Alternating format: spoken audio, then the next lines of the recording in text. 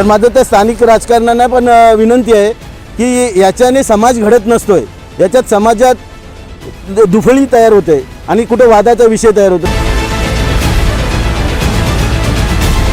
काही स्थानिक नेत्यांना या गोष्टीचा विसर पडला की बाबा हे पर्यावरणाचा समतोल राखण्याचा देखील प्रयत्न करत आहेत, जेणेकरून त्यांनी हे असं करायला नाही पाहिजे आणि जे त्यांनी करत असतील तर त्या गोष्टीचा आम्ही जाहीरपणे निषेध करतो।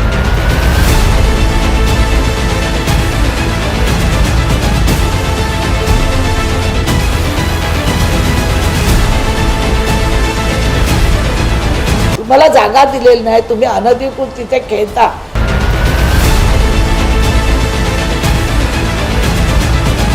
अच्छा काम हो रहा है, भले हॉस्पिटल कल बने नहीं बने मेरे को कोई फर्क नहीं। मैं तो बोलूँगी पब्लिक के लिए, मैंने हॉस्पिटल मेडिकल कॉलेज लाया था, इन लोगों ने विरोध किया। जब चुनाव आएगा तो मैं जाके बोलूँगी कि पहले कौन आया, गणेश नाइक। तो जाओ ना सड़कों में, धरना आंदोलन करो। किसने तुम्हारे हाथ में रोक के रखे हैं?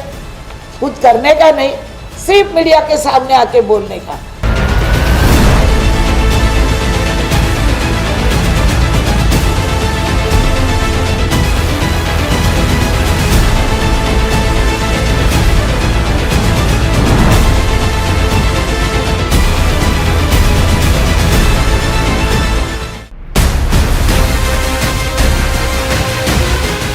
बेलापुर आमदार मंदा महात्रे से नवी मुंबई के प्रकल्पग्रस्त नाराज है।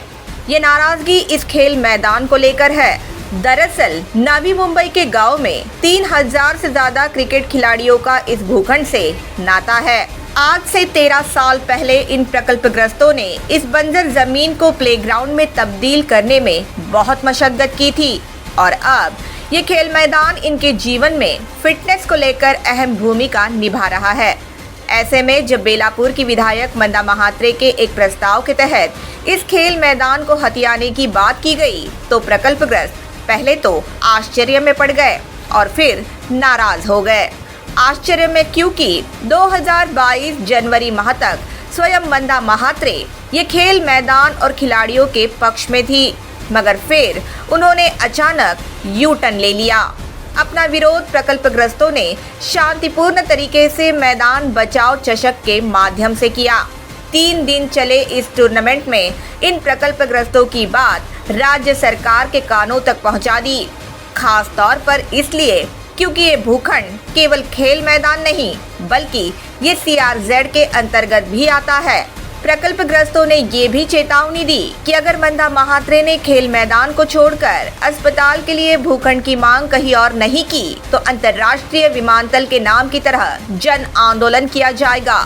प्रकल्पग्रस्तों का यह आक्रोश देखकर मंदा महात्रे ने एक पत्रकार परिषद बुलाई, जिसमें उनके पास प्रकल्पग्रस्तों द्वारा उठाए गए एक भी सवाल का जवाब नहीं था। उन्होंने ये जरूर साफ कर दिया कि प्रकल्पग्रस्तों के खेल मैदान पर ही उनका अस्पताल का प्रस्ताव कायम रहेगा। साथ ही उन्होंने उल्टा प्रकल्पग्रस्तों पर अवैध रूप से खेल मैदान इस्तेमाल करने का आरोप लगा डाला। तुम्हाला जागा दिलेली नाही, तुम्ही अनधिकृत तिथे खेळता। मंदा महात्रे ने ये भी कहा कि अस्पताल नहीं बना तो इसके लिए जिम्मेदार विरोधक होंगे।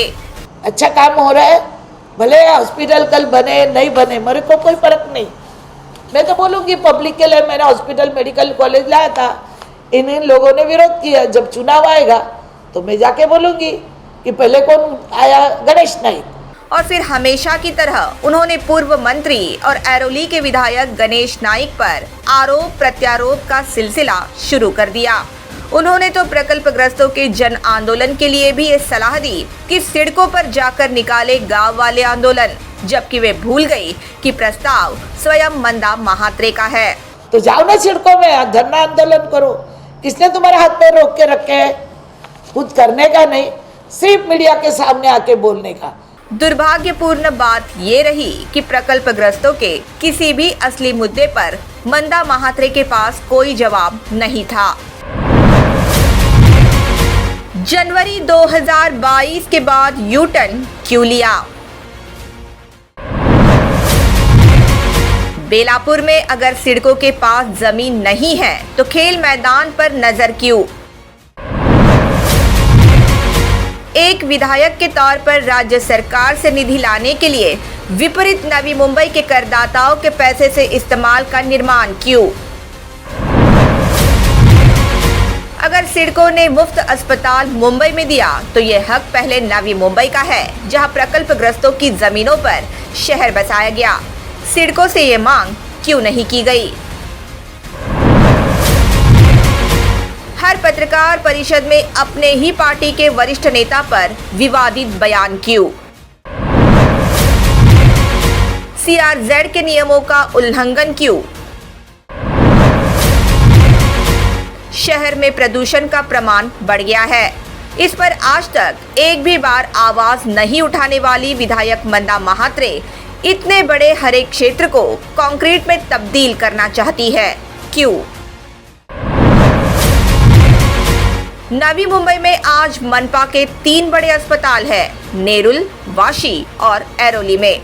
इन इमारतों की पूर्ण क्षमता न तो इस्तेमाल की गई है और साथ ही वैद्यकीय सेवा बद से बदतर हो गई है। जब पालिका ने इसमें करदाताओं का पैसा लगाना अनिवार्य है तो नए भूखंड के नाम पर खर्चा क्यों? और पालिका द्वारा कौन से प्रकल्पों पर करदाताओं का पैसा इस्तेमाल हो, ये जनरल बॉडी का अधिकार है। विधायक नगर सेवक के अधिकार में हस्तक्षेप कर रही है, क्यों? सिडको और नवी मुंबई मनपा के डीपी प्लान पर यह भूखंड खेल मैदान है। इसके बावजूद यही खेल मैदान का जबरदस्ती चेंज ऑफ यूज हो, ये जिद क्यों? ये सब मुद्दे प्रकल्पग्रस्तों ने उठाए हैं। असली मुद्दों से अपना पल्ला तो मंदा महात्रे ने झाड़ा ही, मगर बार बार अपने ही पार्टी के स्थानिक नेताओं पर विवादित बयानबाजी करके उन्होंने भाजपा के अनुशासन और एक दूसरे को सम्मान देने वाली पहचान की भी धज्जियां उड़ा दी।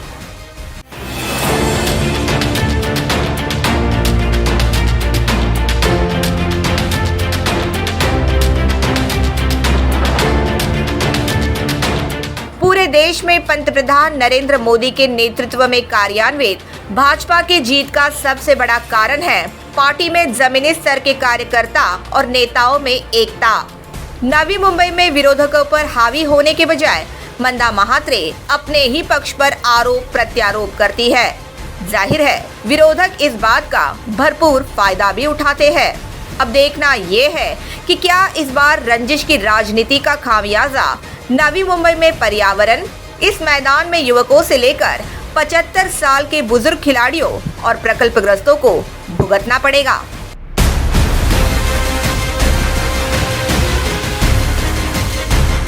Bureau report, the metro.